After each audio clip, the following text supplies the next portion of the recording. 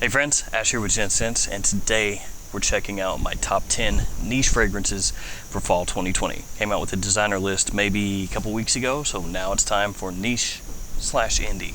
I'm also doing a giveaway in this video, pretty cool giveaway, so stay tuned for that. Got a lot to talk about, so let's jump into it.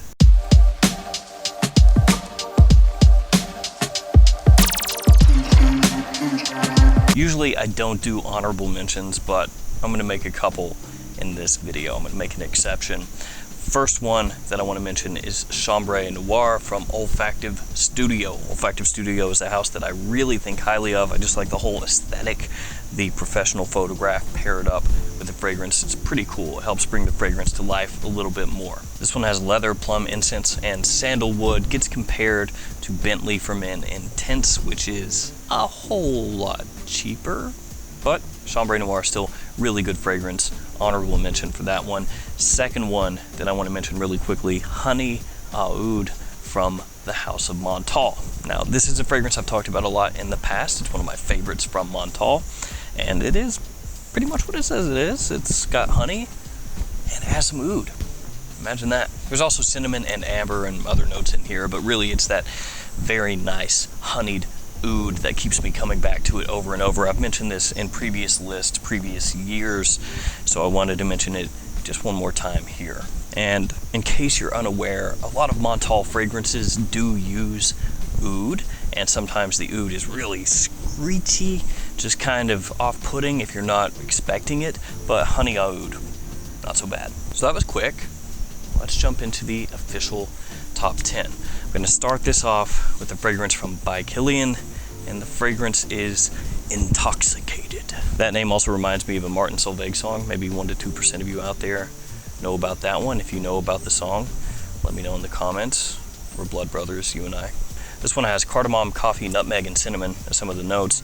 Really nice gourmand kind of fragrance. And this one gets compared to Amen, the original, and also Pure Coffee, both from Mugler. Only this one is a little more expensive. That being said, the quality is there. Fantastic fragrance. It's one that's great for a night out. You know, cool evening. Spray this one on. Really shines in situations like that. And you can tell by the fragrance name, Intoxicated. It's got a really kind of addictive personality to it, where you go back and smell it again and again, or at least I do. Performance for it depends on who you ask. Some people will say, yeah, it's really good. Other people will be like, ooh, not for me. I get 10 minutes, but for me it's good, so I can tell you that much at least. Number 10 by Killian, Intoxicated.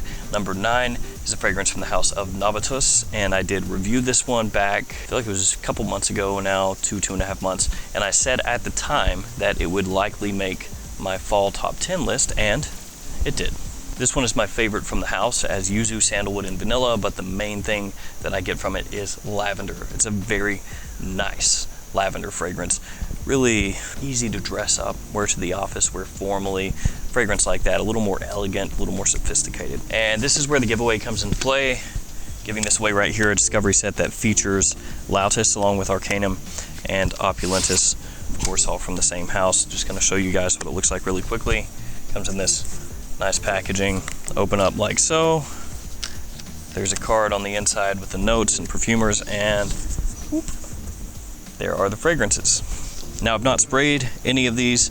I did open it up so I could show you guys what it looks like, but I'm going to be giving this one away to one of you out there. So keep watching for details on what you need to do to be entered to win this. And I think that retails for $115, so I feel like it's a pretty good giveaway.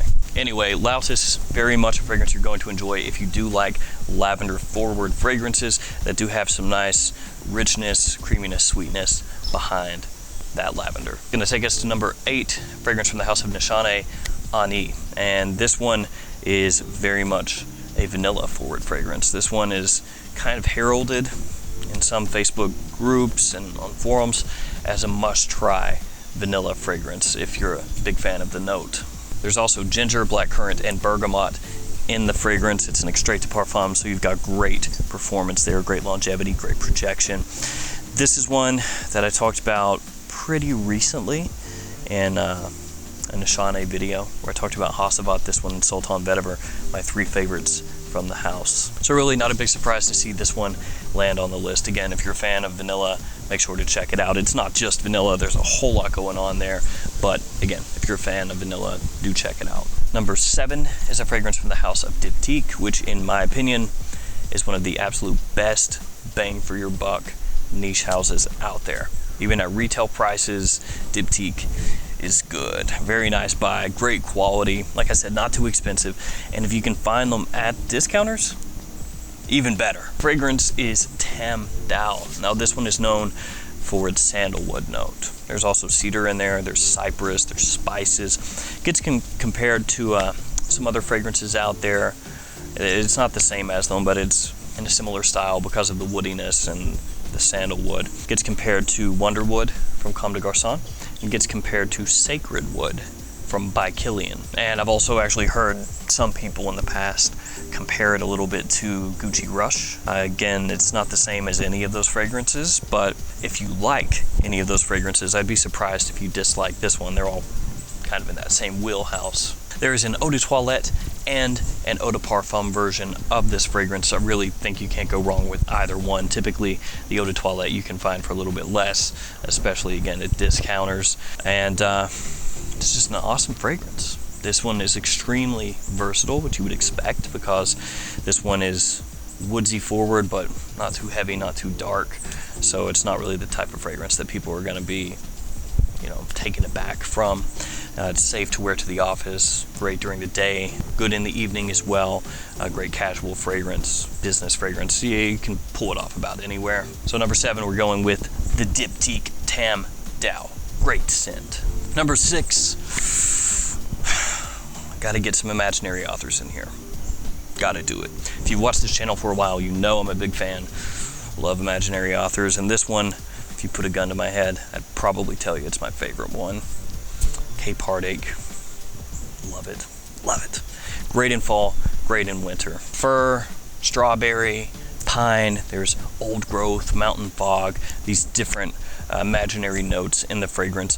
Very interesting because it does have this woody, coniferous feel to it, some darkness in the scent as well, but then you have this sweetness coming in from strawberry, which is maybe a little bit unexpected, but it works. Cape Heartache, I love it.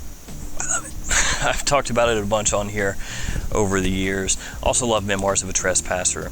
That one though, maybe I've reached for a little bit more as it gets even colder, because it has this smoky, woody vanilla vibe to it. But let's go back to Cape Heartache, I guess. Right now, it's starting to get cooler. Maybe you can't tell, and I have short sleeves on, but it's in the air.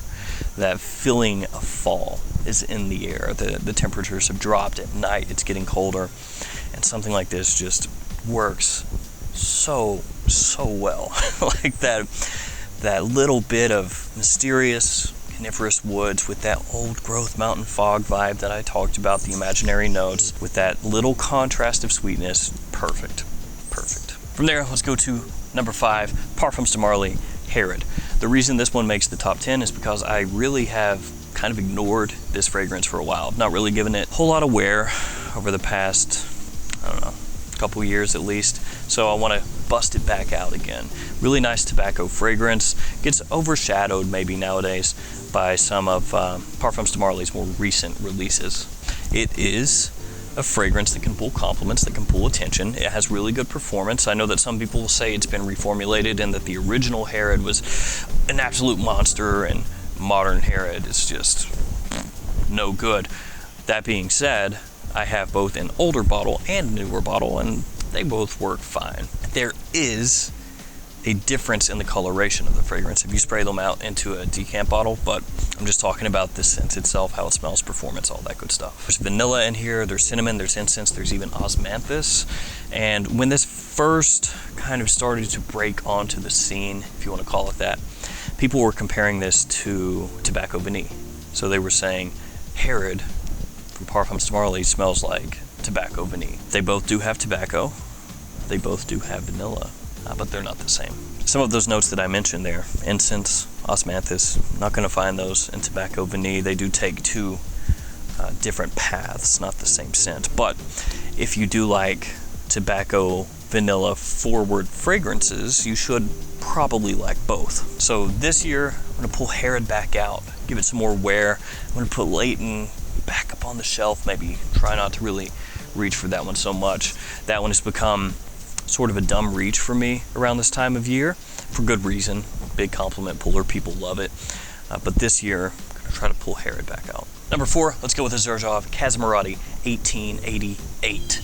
This one, very, very good, maybe slightly overlooked at times. This one has amber, carnation, birch, and ylang-ylang as some of the notes in the fragrance. So this one is going to be a very sophisticated, refined, men's floral type of fragrance. There's also some woodiness in there, there's warmth, there's sweetness, very, very nice scent. This one, for me, not quite as much of a casual scent as some of the other fragrances. Not that you can't wear it casually, because you absolutely can. It's just one that I think of more as a scent to wear when you're dressed up more, when you're trying to look more put together.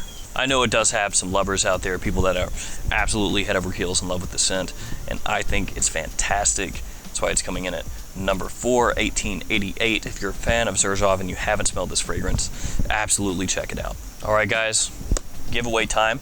If you want to be entered to win this discovery set, you have to, of course, be subscribed to the channel. You have to like the video, and you have to let me know in the comments what 3 fragrances you are most looking forward to wearing this fall. So it can be niche, it can be designer, it can be indie, doesn't matter, just whatever 3 fragrances, and also just say that you want to be entered to win. And then in roughly 10 days, I will pick a winner through random comment picker, post it on the community tab of my YouTube channel, and one of you will win these fragrances right here, 15 milliliters each. So they're travel bottles. They actually do look really nice. I'll show you right there. Pretty cool looking. There we go. Haven't sprayed them out. And this one's the one. Loudest. Yeah. One of you will win that. So good luck. Number 3, we're going with a Frappant fragrance, 1270. So we went from 1888 now to 1270. 1270 is an amazing smelling fragrance. The big knock on this one is going to be the performance. Not so great. Yeah, I mean, there's no real way to sugarcoat it. It's not an amazing performing fragrance, and for a lot of you out there, that's going to be a deal breaker, or at the very least a bummer, because for a fall time fragrance, you'd like some performance, some oomph, you know, a fragrance that lasts 8+ hours, something like that. 1270, probably not going to get you 8 hours. That being said, smells fantastic. Great scent, great scent. And you can really say that about a number of fragrances from the house of Frappant.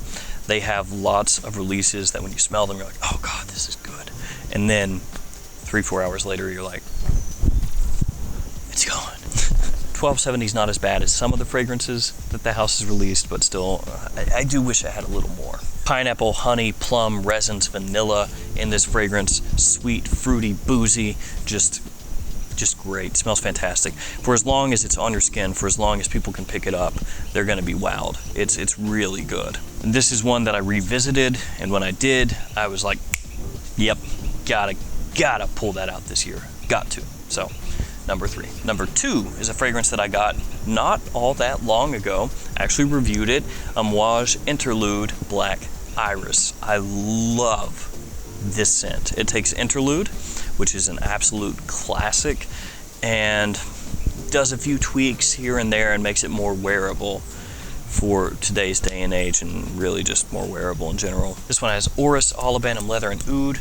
You're going to have smokiness, that incense sort of vibe from the original Interlude, but reined in, dialed back a bit. Doesn't have the oregano from the original, so not as aggressive in the opening. The orris gives it a nice sort of velvety feel.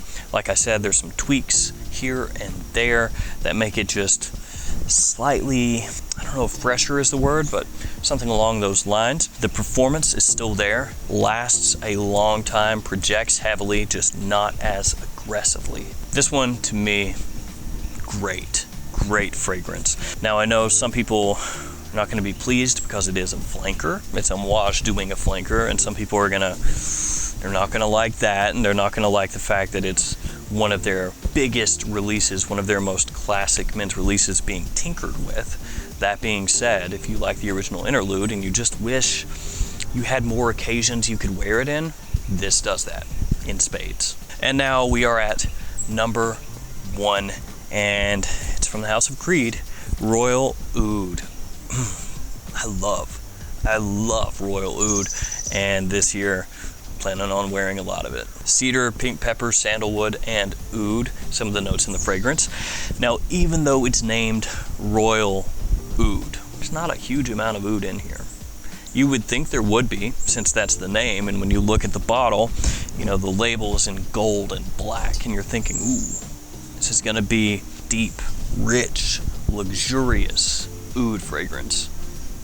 And then you get more pink pepper and sandalwood and cedar. For a long time, people actually said it should be named Royal Cedar, and that might actually make more sense than Royal Oud, but even though there's not a huge amount of oud, it still smells awesome. It's very, very refined, it's sophisticated, it's a scent that you can wear in nearly any situation that you could think of. It's clean with just a little touch of something in there, giving it a slight dark edge around the periphery. It's a really nice scent. If you like high-end, woody, spicy scents, check it out. It has that Creed instant likability, wearability. So if you don't know what to wear, you can grab Royal Oud and go. And in fall time, especially weather like right now, absolutely perfect. All right, guys, it's gonna do it for me. Thank you so much for hanging out with me today. Thanks for all your support. Stay safe out there, guys. I'll see you tomorrow with another fragrance video. See you guys.